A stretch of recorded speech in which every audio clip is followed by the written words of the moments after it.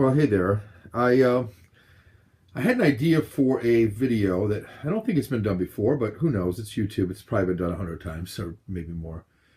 This is, however, my idea, whether it's been out there or not, for an interesting kind of a combo thing, and that is movies and or Blu-rays or TV show or whatever that also have a book or books related to them. So I have a handful, and I thought I'd show you what I've got, and talk briefly about each of the movies, TV shows, whatever. In this case, it's Fringe. Love this one. This is a lenticular cover.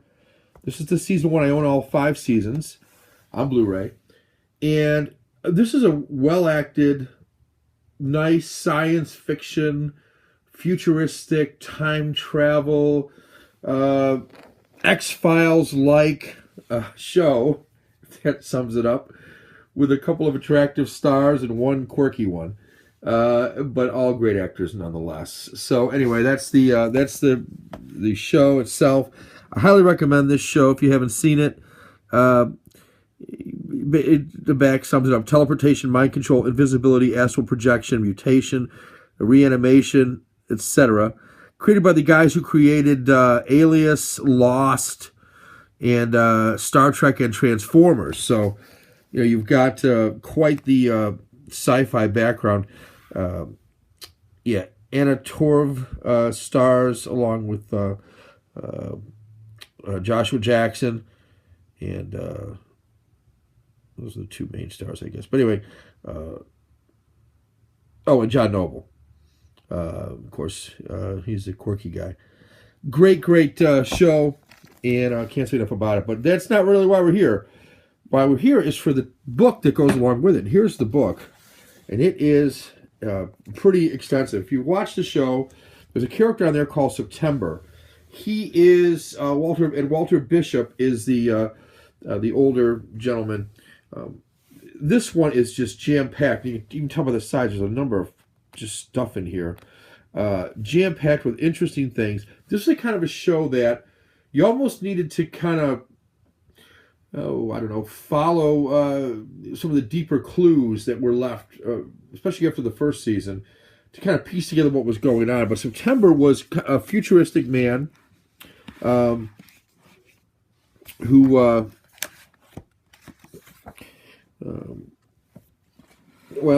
laid out his experiences here, I guess, is the best way to say it, from the future and the past. And that's September right there on the left. That's September. And so it's written as if it's by him. And I'm not going to go through every page in this, but I'm going to give you a sense for what's in here. This is just a wonderful book. I don't know how else to explain this, but there are, color pictures and different tabs here on the side that take you to places. And, stuff from before and after. And yeah, that's Leonard Nimoy up there. He was in the show. He played kind of a cool role in there. Kind of in the future and in the past, he played a role. Just give you an idea here, because this book is, as I said, just jam-packed with stuff. It's hard to even, look at how they did this. I have no idea. They took old photos, I guess, from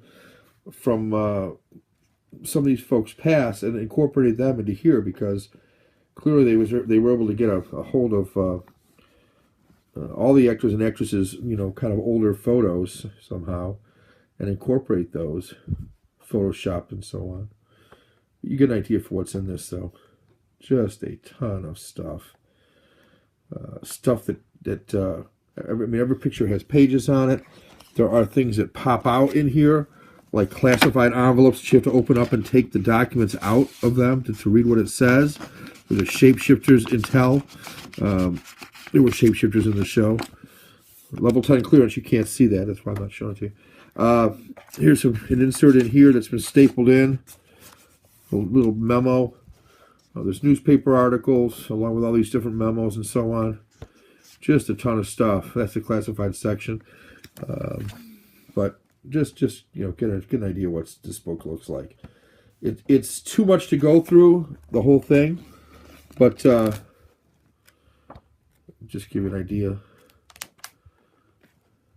It's a wonderful book.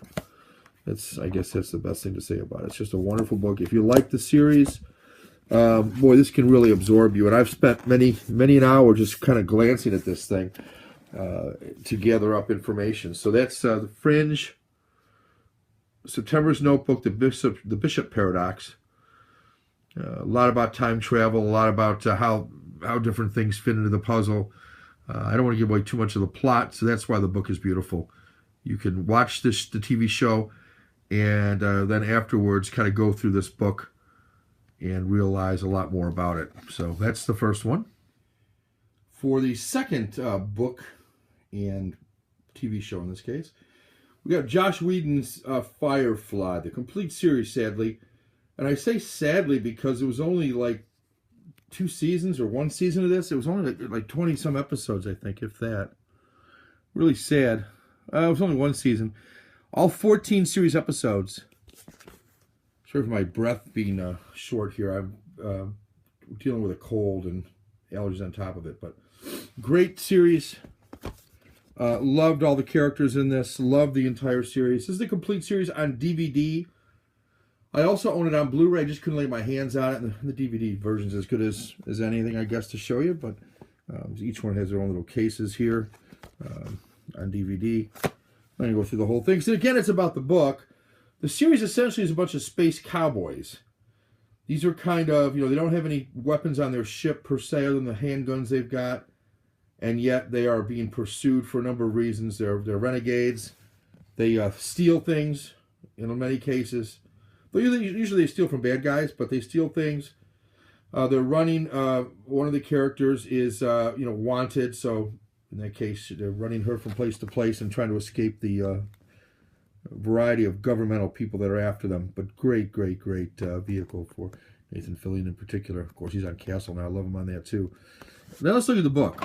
The book is huge.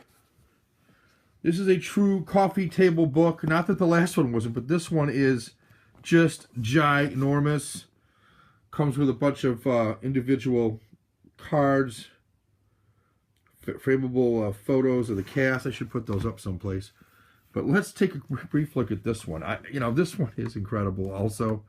What can I tell you about this book? If you like Firefly, you want this book. First of all, you've got every single episode, including, all the scripts for every episode in here.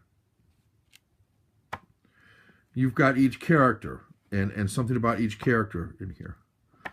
And, the scripts are laid out. There's 14 scripts, so you've got those in there. You've got the different weapons that were used. Guns and otherwise. You've got some of the designs of the costumes. Yeah. Look at that. Production designs. There's the main character, Mal. Yeah, it's not all scripts here. There's a lot of background information, story information. This combines the 2 official Volume 1 and Volume 2 of the kind of an overview. Look at all this.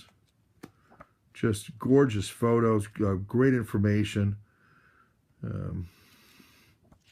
All the scripts are present, but yet there's all sorts of background information and such within each.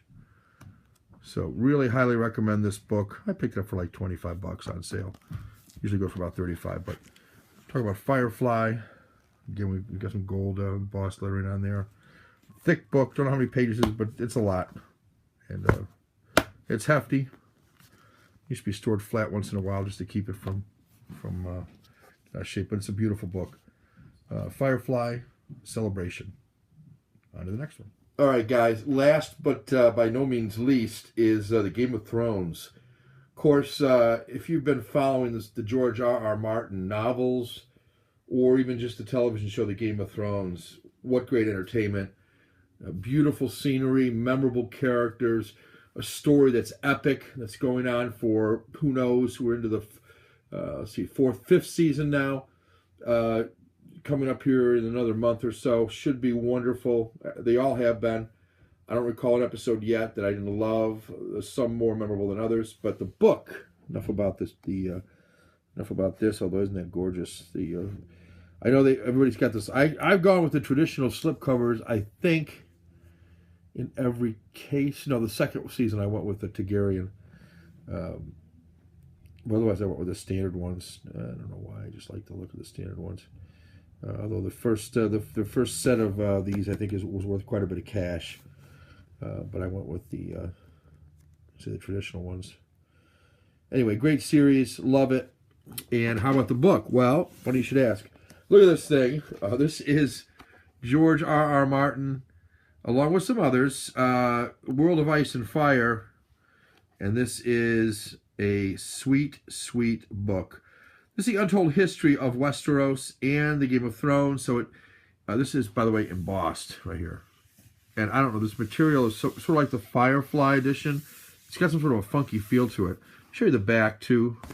This is not as thick as the Firefly edition, but yet still this is going to be hundreds of pages. The Firefly was like 530.